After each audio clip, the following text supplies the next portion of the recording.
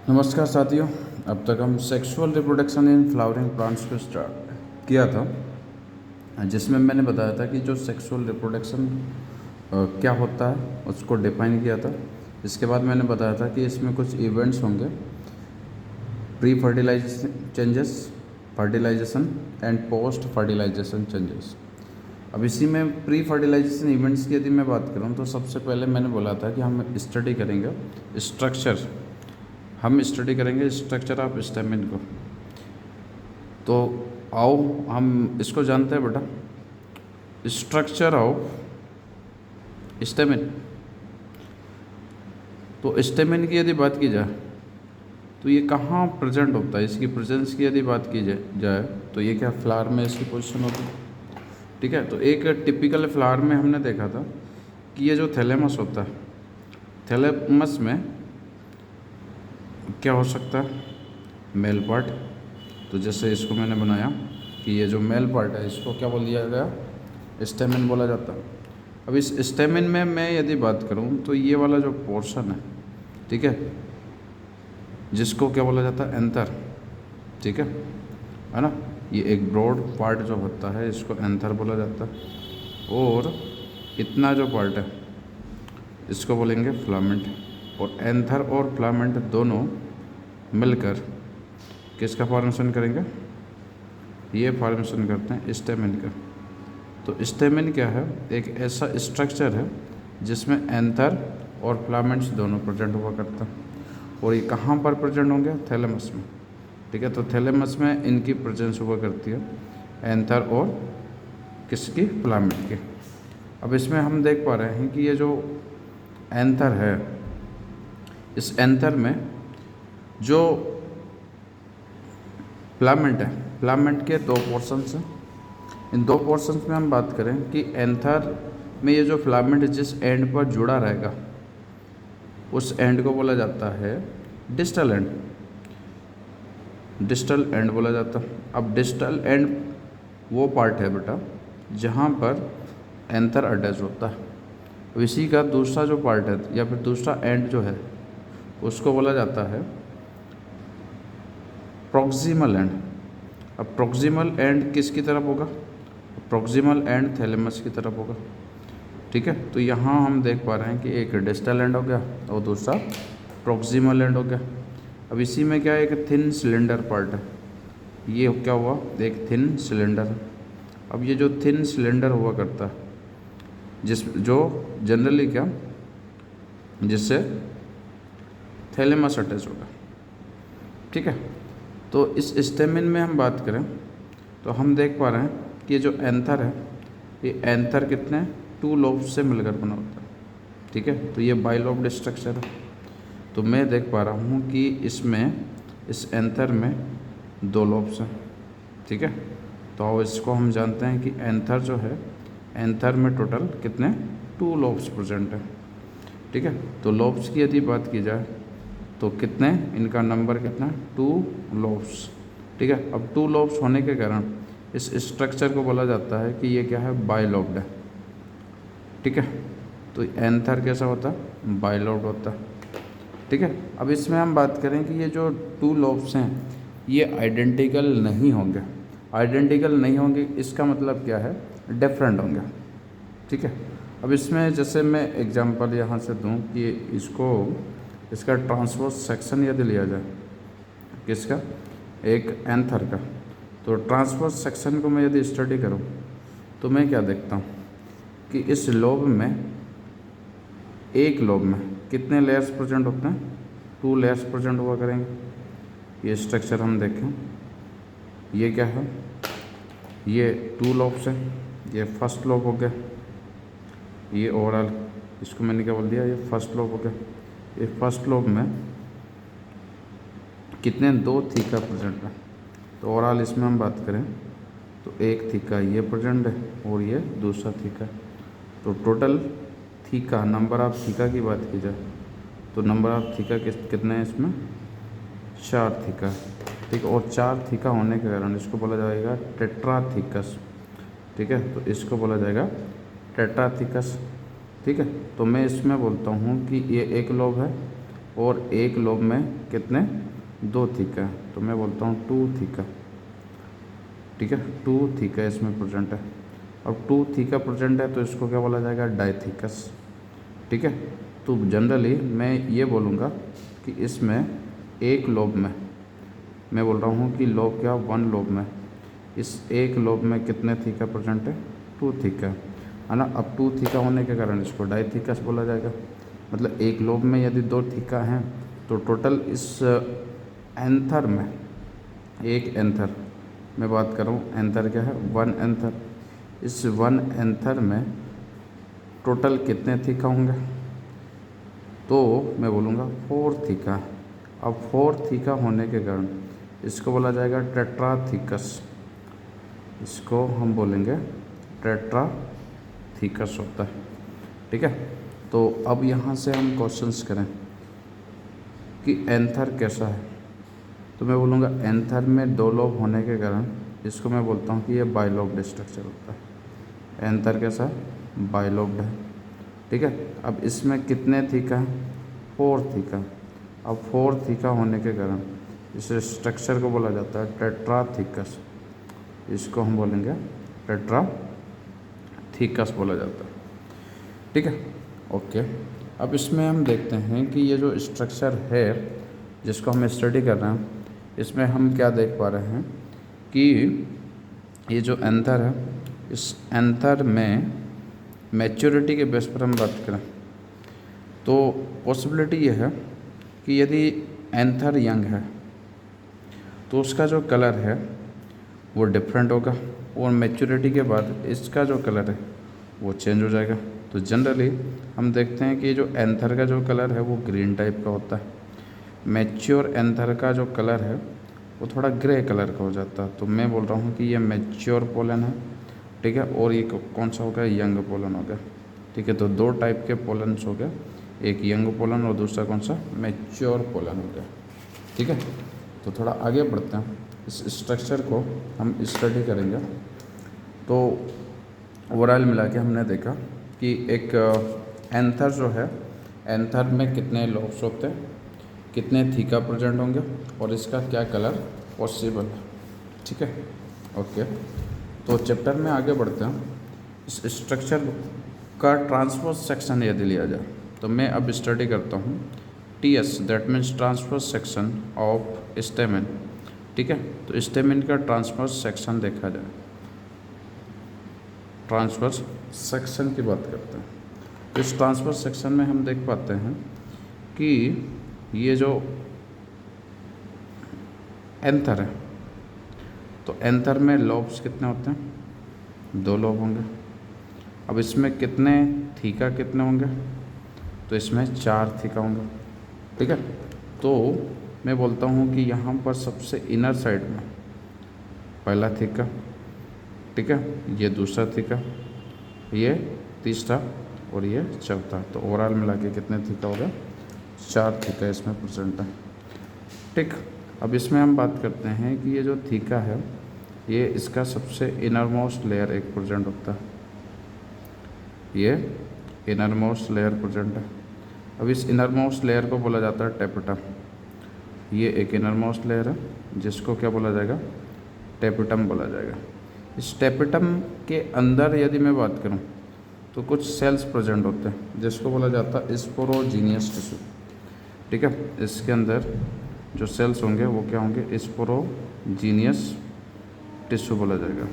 तो ये इसमें सेल्स प्रेजेंट है, या फिर इनको बोलेंगे स्पोर मदर सेल। इन सेल्स को बोला जाएगा स्पोर मदर सेल या स्पोरोजीनियस टिश्यू बोला जाएगा। ठीक है, अब यहाँ से जो इनर लेयर जिसको क्या बोला गया, टेपिटम। अब इस टेपिटम के जस्ट बाहर की तरफ, मतलब इनर टू आउटर में स्टडी कर रहा हूँ, तो मैं देख पा रहा हूँ कि ये जो एंथर है, एंथर का सेकंड लेयर जो होता है उसको मिडिल लेयर बोला जाता है। तो ये मिडिल लेयर है। अब ये जो मिडिल लेयर है ये 2 to 3 लेयर्स हो सकता है। ठीक है, अब इनके फंक्शंस भी हम देखेंगे क्या क्या फंक्शंस होते हैं। तो जनरली हम देखते हैं कि ये जो मिडिल लेयर है, मिडिल लेयर का जो फंक्शन है ये प्रोटेक्शन क्या करता है, प्रोटेक्ट करता है। ठीक है, और ये कितने 2 to 3 लेयर्स प्रेजेंट हो सकते हैं। ठीक है, तो मैं बोलता हूँ कि इसके अंदर जो लेयर है, मिडिल लेयर के जस्ट अंदर की तरफ, तो जिसको क्या बोला जा रहा है, टेपिटम। ठीक है, अब टेपिटम का फंक्शन थोड़ा यूनिक होता है जिसको हमें याद करने की रिक्वायरमेंट होगी। ठीक है, बट हम देख पा रहे हैं कि ये जो मिडिल लेयर है ये कैसा मल्टी लेयर हो सकता है। ठीक है, इसी के जस्ट बाहर की तरफ यदि मैं बात करता हूँ तो एक और लेयर प्रेजेंट होता है। ठीक है, जिसको बोला जाता है एंडोडर्मिस। ठीक है, तो ये एंडोडर्मिस हो गया, ये रहा एंडोडर्मिस। ठीक है, अब एंडोडर्मिस के बाहर एक और आउटर लेयर होगा। अब ये जो आउटर लेयर है इसको बोला जाता है क्या, एपिडर्मिस। तो सबसे बाहर एपिडर्मिस। ठीक है, ये इसको बोला जाता है क्या, एपिडर्मिस। एपी का मतलब ही क्या होता है, जो आउटर की तरफ हो। ठीक है, तो ओवरऑल मिला के हम मुझसे बोला जाए कि ये जो अपना एंथर है, एंथर में ओवरऑल कितने लेयर्स हैं, तो मैं बोलता हूँ इसमें टोटल कितने 4 लेयर्स प्रेजेंट हैं। अब ये 4 लेयर्स कौन कौन से हैं, इनको मैं नंबर से मैं काउंट करता हूँ कि सबसे बाहर आउटर मोस्ट जो लेयर है उसको बोला जाता है एपिडर्मिस। सबसे आउटर मोस्ट लेयर को क्या बोला जाए, एपिडर्मिस बोला जाता है। ठीक है, अब ये जो आउटर मोस्ट लेयर है इसका फंक्शन क्या होता है। ठीक है, तो इसका जो फंक्शन होता है ये प्रोटेक्शन प्रोवाइड करता है। ये प्रोटेक्शन प्रोवाइड करता है, किसको प्रोटेक्ट करता है, स्पोर मदर सेल्स को प्रोटेक्ट करता है। सेकंड नंबर पर जो लेयर होता है इसको बोला जाता है एंडोडर्मिस। ठीक है, सेकंड नंबर के लेयर को बोला जाएगा एंडोडर्मिस। अब ये जो एंडोडर्मिस है इनके जो सेल्स होते हैं ये साइज में कैसे होंगे, लार्ज सेल्स होंगे। ठीक है, अब इसका फंक्शन क्या होगा, तो इसका फंक्शन भी मेजरली प्रोटेक्शन ही हुआ करता है। ठीक है, थर्ड नंबर पर हम बात करते हैं कि जो लेयर होता है उसको बोलते हैं मिडिल लेयर। अब मिडिल लेयर की बात की जाए कि मिडिल लेयर क्या फंक्शन, इसका क्या फंक्शन होता है, तो मिडिल लेयर का बेसिकली फंक्शन की बात करें, है ना, तो इसका भी प्रोटेक्शन ही हुआ करता है। और ये जैसे 2 to 3 लेयर हो सकता है, इसके लेयर्स कितने नंबर्स में 2 to 3 लेयर्स हो सकते हैं। और ये कैसा होता है, थिक लेयर होता है। ठीक है, और थिक लेयर होने के कारण ये क्या करता है, प्रोटेक्शन करता है, प्रोटेक्ट करता है। तो ये प्रोटेक्शन का फंक्शन होता है। इसके बाद सबसे एक इनर मोस्ट लेयर जिसको क्या बोला जाता है, टेपिटम। तो ये इनर मोस्ट लेयर है, इस इनर मोस्ट लेयर को मैं क्या बोलता हूँ, टेपिटम बोलता हूँ। अब जो टेपिटम की यदि बात करें तो इसके यूनिक फीचर्स होते हैं जिसको हम लर्न करेंगे। जो फोर्थ लेयर है या फिर इनर मोस्ट जो लेयर है उसको हम क्या बोलते हैं, टेपिटम बोलते हैं। अब ये जो टेपिटम है ये सिंगल लेयर होता है। सिंगल लेयर होने के साथ इसका जो साइटोप्लाज्म है वो डेंस होगा। तो मैं बोलता हूँ कि यहाँ पर साइटोप्लाज्म इसका डेंस है, तो मैं बोलता हूँ डेंस साइटोप्लाज्म इसमें प्रेजेंट है। अब डेंस साइटोप्लाज्म के साथ मैं बोलता हूँ कि ये कैसा हो सकता है, या तो बाई न्यूक्लिएटेड होगा या फिर ये हो सकता है मल्टी न्यूक्लिएटेड हो। ठीक है, बाई न्यूक्लिएटेड या फिर मल्टी न्यूक्लिएटेड हो सकता है। ठीक है, अब बात आती है कि इसके फंक्शंस या रोल क्या है। ठीक है, तो इसके रोल्स याद रखना काफ़ी इम्पोर्टेंट है। इसके रोल्स की यदि मैं बात करूं तो पहला तो होता है ये नरिशमेंट प्रोवाइड करता है। तो मैं इसमें लिखता हूं प्रोवाइड नरिशमेंट, ये नरिशमेंट प्रोवाइड करेगा। अब नरिशमेंट किसको प्रोवाइड करता है, टू डेवलपिंग पोलन। ठीक है, जो पोलन ग्रेन से डेवलप हो रहे हैं, ठीक है, उनको ये क्या करता है, नरिशमेंट प्रोवाइड करता है। सेकंड नंबर पर मुझसे बोला जाए कि ये और क्या करेगा, है ना, तो ये क्या करता है, सीक्रेट करता है। किसको सीक्रेट करता है, टू सीक्रेट केमिकल। अब किसके लिए, एग्जाइन फॉर्मेशन। तो एग्जाइन फॉर्मेशन के लिए केमिकल कौन सीक्रेट करेगा, टेपिटम सीक्रेट करता है। ठीक है, अब बात आती है सर एग्जाइन क्या, तो एग्जाइन क्या है, एक आउटर लेयर होता है। जैसे मैं बोलता हूँ कि ये पोलन ग्रेन है। अब इस पोलन ग्रेन में क्या रहता है, एक इनर लेयर होता है। ठीक है, इनर लेयर के अलावा इसमें एक आउटर लेयर प्रेजेंट होता है। तो ये जो आउटर लेयर है इस आउटर लेयर को मैं बोलता हूँ एक्साइन, ठीक है, आउटर लेयर एक्साइन, और इसका जो इनर लेयर है उसको बोला जाता है इंटाइन। अब जो एक्साइन है इसको सिक्रेट करने वाला कौन होता है? टेपिटम, ठीक है, बट इंटाइन को सिक्रेट करने वाला कौन होगा? इसका सेल मेम्ब्रेन, ठीक है, तो ये याद रखना। इसके अलावा इसका एक मेजर फंक्शन होता है, ये पोलन किट को प्रोड्यूस करता है, तो यहाँ याद रखें प्रोड्यूस पोलन किट। अब ये पोलन किट क्या है? एक स्टिकी सब्सटेंस हुआ करता। अब ये स्टिकी सब्सटेंस एक्चुअली क्या करेगा? ये स्टिकी सब्सटेंस या फिर जो मटेरियल है ना, ये इससे हेल्प करेगा किसमें? पॉलिनेशन में, ठीक है। दूसरा या फिर इसमें फोर्थ पॉइंट यदि मैं बोलूँ तो ये क्या करता है? एक केलेज एंजाइम सीक्रेट करेगा। केलेज एंजाइम जनरली क्या करता है? ये जो केलेज एंजाइम है पोलन ग्रेन डेवलपमेंट के टाइम जो टेट्राड है, पोलन ग्रेन का जो टेट्राड है, उनको सेपरेट करने में ये हेल्प करता, ठीक है। तो हम देख पाते हैं कि ये जो स्ट्रक्चर हमने अभी पढ़ा उसमें यदि देखा जाए तो हम क्या क्या देखते हैं? हम देख पाते हैं कि ये जो यंग एंथर है, यंग एंथर, इस यंग एंथर में ओवरऑल कितने 4 लेयर्स प्रेजेंट थे। यंग एंथर की बात करें तो इसमें कितने 4 लेयर्स प्रेजेंट है। अब 4 लेयर्स कौन कौन से हैं? तो इसमें अब बात करेंगे कि 4 लेयर्स मतलब इसमें 4 माइक्रोस्पोरेंजिया, ठीक है। तो 4 लेयर्स मतलब क्या? 4 माइक्रोस्पोरेंजिया प्रेजेंट है। 4 माइक्रोस्पोरेंजिया मतलब मुझसे बोला जाए कि मैं बोलूँगा 4 स्पोरोजीनियस टिश्यू, तो इसमें कितने 4 स्पोरोजीनियस टिश्यू प्रेजेंट है। तो 4 स्पोरोजीनियस टिश्यू प्रेजेंट है। अब ये जो स्पोरोजीनियस टिश्यू जो होंगे वो कैसे होंगे? डिप्लॉयड होंगे, ठीक है। तो यहाँ हम बात कर लेते हैं। अब ये जो यंग एंथर होगा, अब यंग एंथर क्या हो जाएगा? मैच्योर हो जाएगा, है ना, और ये कन्वर्ट होगा किसमें? मैच्योर एंथर में कन्वर्ट होगा। जैसे ये मैच्योर एंथर में कन्वर्ट होता है तो इसमें ओनली कितने 2 लेयर्स बाकी बचते हैं। अब ये 2 लेयर्स कौन कौन से हैं? ठीक है, तो इसमें हम देख पाते हैं कि ओनली इसमें बचते कौन से हैं? बाहर वाले, मतलब एक बचता एपिडर्मिस, एपिडर्मिस, इसके अलावा कौन सा? एंडोडर्मिस, ठीक है। मतलब यहाँ पर एंडोडर्मिस के अंदर कौन सा?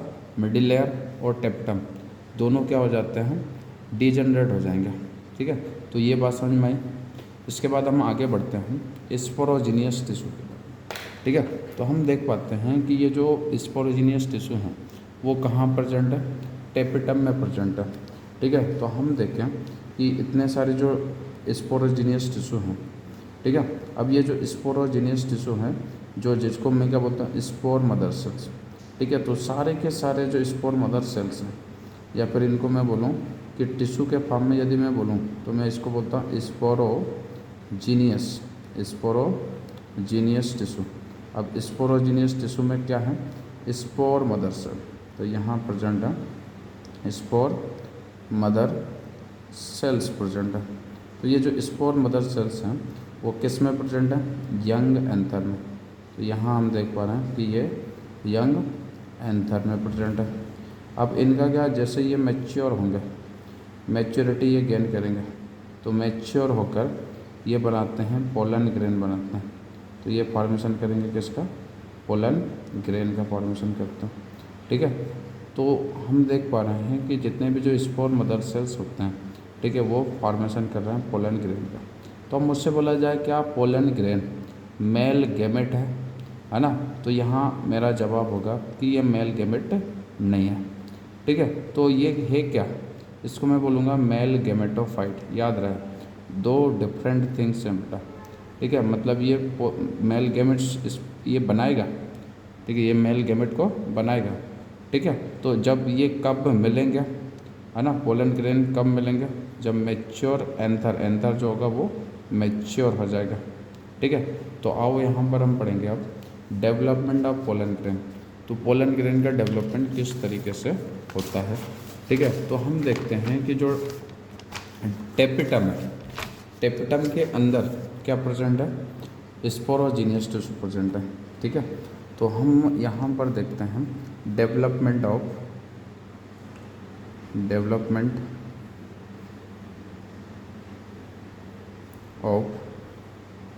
पोलन ग्रेन के डेवलपमेंट को स्टडी करें। ठीक है, तो जैसा हम देखते हैं कि ये जो टेपिटम है, ये रहा टेपिटम। अब इस टेपिटम के अंदर कौन से सेल्स प्रेजेंट हैं? स्पोरोजीनियस टिश्यू प्रेजेंट है। मतलब सेल की बात करें तो स्पोर मदर सेल्स प्रेजेंट है, तो मैं इसको बोलता हूँ स्पोर मदर सेल्स। तो ये जो स्पोर मदर सेल्स हैं ये डिप्लॉयड स्ट्रक्चर है। ठीक है, तो मैं बोलता हूँ कि ये रहा टेपिटम। ठीक है, इसको हमने क्या बोल दिया? टेपिटम। अब ये कहाँ प्रेजेंट है? ये प्रेजेंट है यंग एंथर में। ठीक है, अब मैं बोलता हूँ कि ये जो स्पोरोजीनियस टिश्यू है इसका ईच सेल, ठीक है, मैं बोल रहा हूँ क्या? ईच सेल, तो जितने भी जो सेल्स होंगे, ठीक है, ये क्या करते हैं? Mitotic division. ठीक है, अभी ये कैसा? डिप्लॉयड है ना, ये डिप्लॉयड स्ट्रक्चर है। अब ये क्या करेगा? मियोसिस करेगा। अब ये मियोसिस यदि करता है, ठीक है, याद रहे, है ना, जब ये मियोसिस करता, फर्स्ट स्टेप में हम देखेंगे कि जैसे ये मियोसिस करता है, कौन? स्पोर मदर सेल, इसको मैं बोल रहा हूँ स्पोर मदर सेल। तो स्पोर मदर सेल या फिर इसी को मैं बोलता हूँ माइक्रो स्पोर मदर सेल या फिर पोलन मदर सेल, इसको पोलन मदर सेल बोल दिया जाए। ये क्या कर रहा है? मियोसिस। ठीक है, तो मियोसिस में क्या? माइक्रो स्पोरोजेनेसिस प्रोसेस होगी। ठीक है, इसी को मैं बोलूँ कि इस मियोसिस की जो प्रोसेस है इससे क्या होगा? माइक्रो स्पोर्स का फॉर्मेशन। ठीक है, तो इसको मैं बोलूँगा माइक्रो स्पोरोजेनेसिस प्रोसेस होगी। ठीक है, तो जैसे मियोसिस से एक सेल से कितने सेल बनते हैं? 4 सेल्स बनेंगे, तो 4 नए सेल्स बनेंगे। अब ये जो 4 नए सेल्स जो बनते हैं ये कैसे होते हैं? हैप्लॉइड। ठीक है, तो ऑब्वियसली डिप्लॉयड सेल्स जो हैं वो यदि मियोसिस करते हैं तो उससे क्या बनते हैं? एक सेल से 4 सेल। अब यहाँ याद रहे कि ये जो सेल्स होते हैं वो क्या? आपस में ऐसे जुड़े रहेंगे, है ना, तो जुड़े होने के कारण इसको बोला जाता है टेट्राड। तो ये क्या बना रहा है? स्पोर टेट्राड का फॉर्मेशन कर रहे हैं। ठीक है, तो ये कितने सेल्स हैं? 4 हैं। ठीक है, जिनको मैं क्या बोलूँगा? 4 माइक्रो स्पोर है। ठीक है, अब ये जो 4 माइक्रो स्पोर जो हैं वो कैसे? हैप्लॉइड है। ठीक है, तो ये कितने हैप्लॉइड सेल्स बना रहे हैं? 4 हैप्लॉइड सेल का फॉर्मेशन कर रहे हैं। ठीक है, तो ये फर्स्ट स्टेप हमने देख लिया। फर्स्ट स्टेप फर्स्ट जिसमें क्या हुआ? Micro sporogenesis. तो हमने देखा कि इस फर्स्ट स्टेप में हमने क्या देखा? माइक्रो स्पोरोजेनेसिस की प्रोसेस देखी। ठीक है, सेकंड स्टेप देखते हैं। स्टेप सेकंड में क्या होगा? स्टेप सेकंड में हम देखेंगे कि ये ग्रो, ठीक है, या फिर फॉर्मेशन, मैं क्या बोलूँ? Formation of pollen grain. ठीक है, पोलन ग्रेन का फॉर्मेशन हुआ करेगा। ठीक है, तो आओ इसको देखते हैं कि इसका फॉर्मेशन होता है। तो मैं यहाँ से देख रहा हूँ कि केलेज एंजाइम जैसे यहाँ पर वर्क करेगा तो इस केलेज एंजाइम के कारण ये जो पोलन ग्रेन्स होंगे, ठीक है, जो सेल्स होंगे वो अलग अलग हो जाएंगे। ठीक है, तो जितने भी जो सेल्स होते हैं वो कैसे हो जाते हैं? अलग हो जाते हैं केलेज एंजाइम के कारण। तो यहाँ पर हम देख पा रहे हैं कि अब ये सिंगल सेल है, ये सिंगल सेल। अब ये सिंगल सेल जिसको हम क्या बोलेंगे? Microspore cell. ये क्या है? माइक्रो स्पोर सेल है। अब ये जो माइक्रो स्पोर सेल है ये क्या करता है? ग्रो करेगा। ठीक है, ये क्या करता है? जो न्यूट्रिएंट्स जो प्रोवाइड करता है कौन? टेपिटम। टेपिटम से न्यूट्रिएंट्स को एब्जॉर्ब करेगा। ठीक है, और एब्जॉर्ब करके, है ना, ग्रो करेगा। तो इसमें हम देखते हैं कि ये जो सेल है ये साइज़ में इंक्रीज होता है। साइज़ में इंक्रीज होकर यहाँ पर एक सिंगल क्या होगा? Mitotic division. तो इस माइटोटिक डिवीज़न से एक सेल से कितने? 2 सेल बनते हैं, जो कैसा होगा? Unequal division. तो इस अनइक्वल डिवीज़न के कारण इसमें एक सेल बड़ा बनता है जिसको हम क्या बोलते हैं? Vegetative cell. ठीक है, तो इसमें एक इनरमोस्ट लेयर बनेगा। अब इस इनरमोस्ट लेयर में हम देखते हैं कि क्या बनता है? एक अंदर की तरफ एक लेयर बनता है जिसको हम क्या बोलते हैं? Cell membrane. अब ये सेल मेम्ब्रेन जो होता है, ठीक है ना, ये जो सेल मेम्ब्रेन है, इस सेल मेम्ब्रेन को सीक्रेट करने वाला कौन, ठीक है ना। तो हम देख पाते हैं कि जो ऑब्वियसली जो सेल है उसमें सेल मेम्ब्रेन तो होते ही हैं, ठीक है। अब ये जो सेल मेम्ब्रेन है ये किसको बनाएगा, है ना, ये कौन सा सेल बनाता है, ठीक है। तो जैसे यहाँ पर दो टाइप के सेल हम देखते हैं, एक सेल है अपना वेजिटेटिव सेल, ठीक है, जो साइज़ में कैसा होगा, बड़ा होगा। तो फर्स्ट वेजिटेटिव सेल, और दूसरा कौन सा होता है, जनरेटिव सेल, ठीक है। तो यहाँ याद रहे कि इसमें जो टेपिटम होता है, ठीक है, टेपिटम किसको सीक्रेट करेगा, तो टेपिटम बनाता है सेल मेम्ब्रेन को, ठीक है। सिमिलरली यहाँ पर मैंने बात की थी कि एक्साइन का फॉर्मेशन कौन करता है, तो एक्साइन का फॉर्मेशन करने वाला कौन होता है, टेपिटम अगेन, ठीक है। तो यहाँ टेपिटम का फॉर्मेशन कौन करेगा, एक्साइन करेगा, और सॉरी टेपिटम करेगा, ठीक है। तो यहाँ पर ये हम देखते हैं कि क्या बनता है, एक आउटर मोस्ट प्रोटेक्टिव लेयर का फॉर्मेशन होता है जिसको हम क्या बोलते हैं, एक्साइन बोला जाता है। तो ये एक्साइन हो गया, और अंदर वाला लेयर कौन सा हो गया, एंटाइन। तो फाइनली हमें क्या मिला, पोलन ग्रेन बना, ठीक है। तो ये क्या है, पोलन ग्रेन है, ठीक है ना। तो दो टाइप के सेल हो गया, एक जनरेटिव सेल और दूसरा कौन सा हो गया, वेजिटेटिव सेल, ठीक है। तो फाइनली हम देख पा रहे हैं कि ये जो डेवलपमेंट हुआ इसको हम यदि देखें तो मैं देखता हूँ ये एक सिंगल सेल है, ये सिंगल सेल जिसको मैं बोल रहा हूँ माइक्रोस्पोर, इसको क्या बोल दिया, माइक्रोस्पोर। अब ये जो माइक्रोस्पोर जो है वो क्या करेगा, न्यूट्रिएंट्स को गेन करेगा। तो जैसे ये न्यूट्रिएंट्स को गेन करता है तो इसमें क्या होता है, ये साइज़ में इंक्रीज होकर यहाँ फॉर्म हो जाता है एक वैक्यूल, है ना। तो ये वैक्यूल बना, और इसका जो न्यूक्लियस है वो क्या होता है, सेंटर से किनारे की तरफ, मतलब हम बात करें कि पुश वन साइड, एक तरफ क्या इसको पुश कर दिया जाता है, ठीक है। तो इसका इफेक्ट क्या होगा कि ये जो न्यूक्लियस है वो असिमेट्रिक, है ना, वे में डिवीज़न करेगा, ठीक है ना। तो मैं बोल रहा हूँ कि यहाँ पर ये स्पिंडल शेप में कन्वर्ट हो जाता है ना। तो ये कैसा शेप बना लेता, असिमेट्रिक स्पिंडल में कन्वर्ट हो जाएगा, ठीक है। अब इसमें हम क्या देख रहे हैं कि ये क्या है, वैक्यूल है, ठीक है। तो मतलब हम बात करें कि यहाँ जो डिवीज़न होगा वो किस टाइप का होगा, अनइक्वल, है ना, साइटोप्लाज्मिक डिवीज़न, ठीक है। तो अनइक्वल साइटोप्लाज्मिक डिवीज़न करेगा, ठीक है। अब जैसे ये डिवीज़न करता है तो हम देख पा रहे हैं कि इससे दो सेल बनते हैं, एक सेल इसमें कैसा बनता है, छोटा, और एक सेल कैसा बनता है, बड़ा, ठीक है। तो जो लार्ज सेल है, इस लार्ज सेल को बोला जाता है वेजिटेटिव सेल। तो लार्ज सेल को हमने बोल दिया वेजिटेटिव सेल, और इसका जो स्मॉल सेल है, ठीक है, जो साइज़ में छोटा है ना, उसको बोलते हैं जनरेटिव सेल।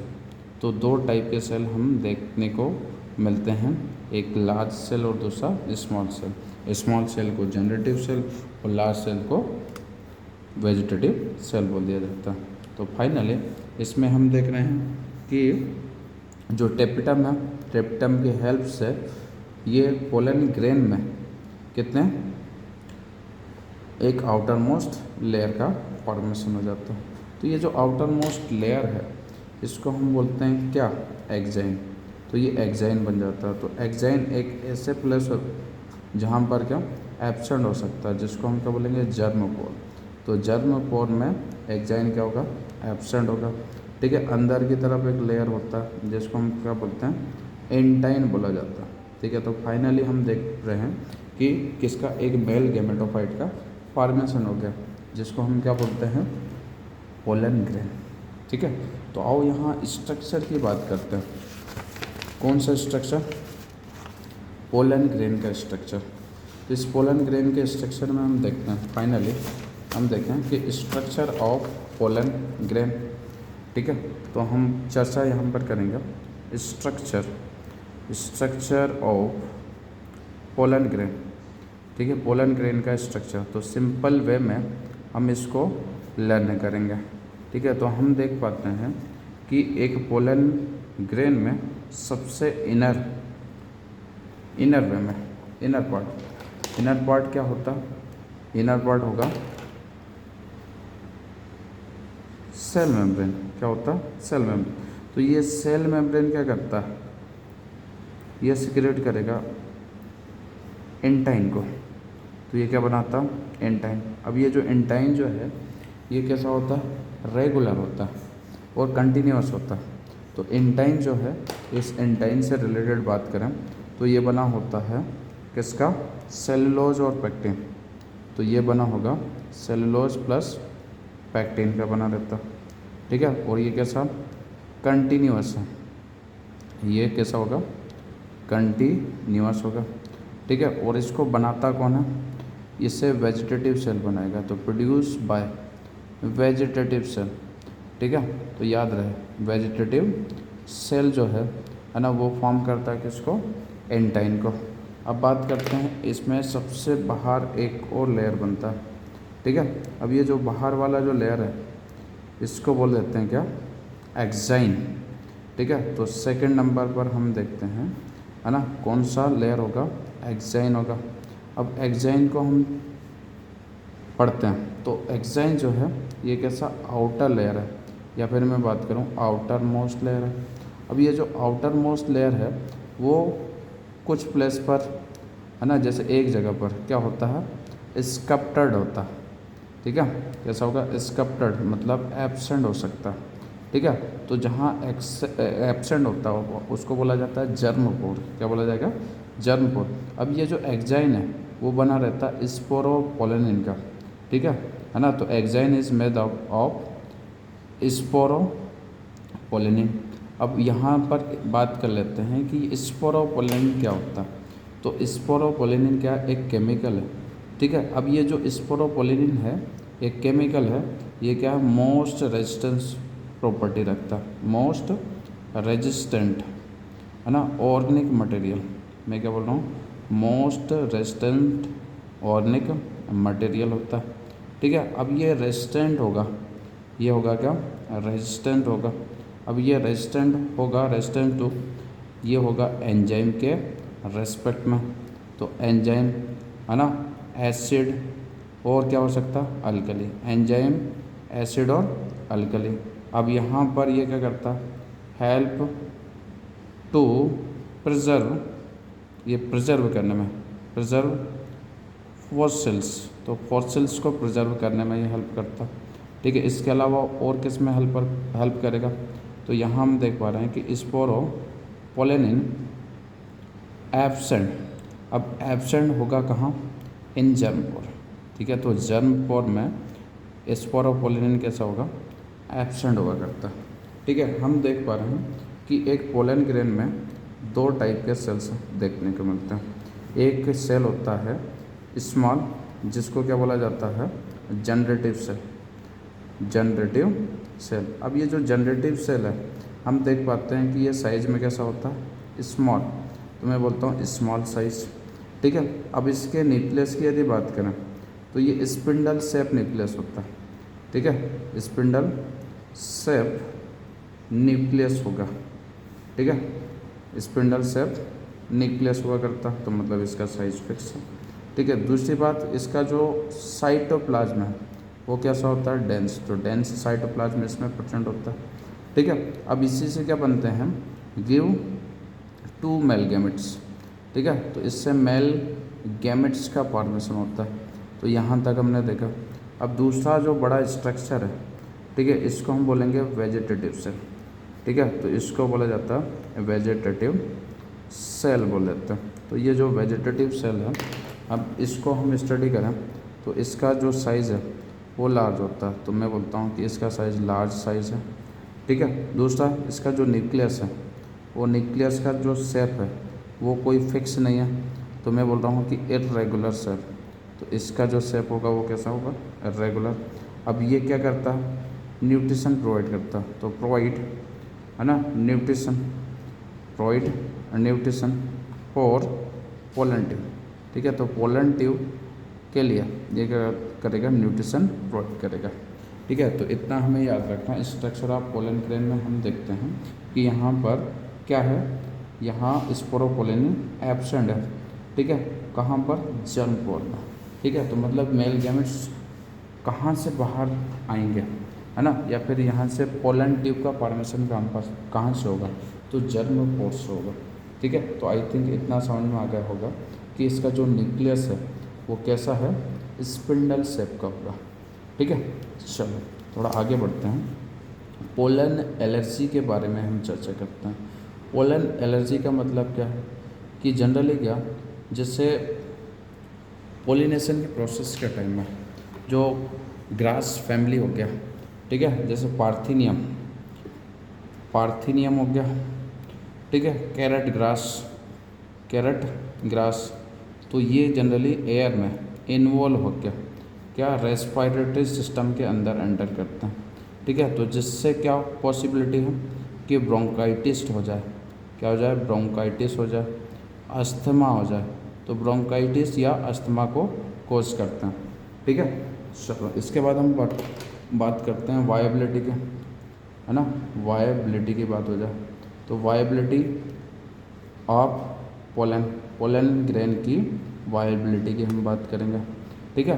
तो वायबिलिटी का मतलब क्या है, इसको हम लिखेंगे maximum time up to which pollen can